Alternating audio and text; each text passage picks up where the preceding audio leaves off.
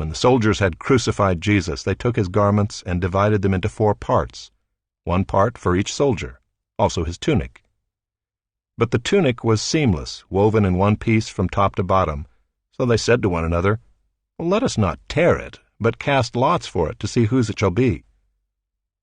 This was to fulfill the scripture which says, "They divided my garments among them, and for my clothing they cast lots."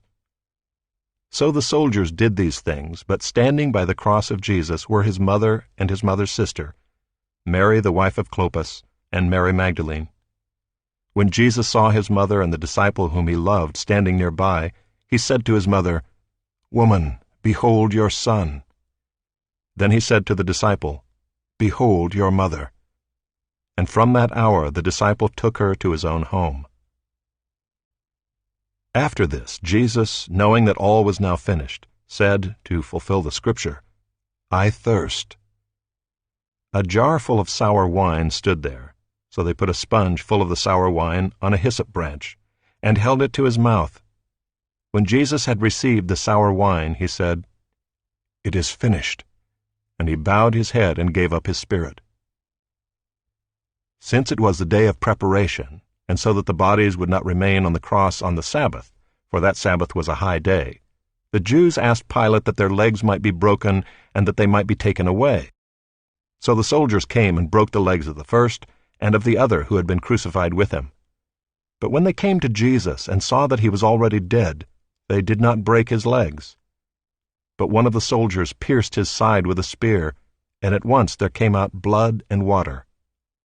He who saw it has borne witness. His testimony is true, and he knows that he is telling the truth, that you also may believe. For these things took place that the scripture might be fulfilled, "Not one of his bones will be broken." And again another scripture says, "They will look on him whom they have pierced." After these things Joseph of Arimathea, who was a disciple of Jesus, but secretly for fear of the Jews, asked Pilate that he might take away the body of Jesus, and Pilate gave him permission.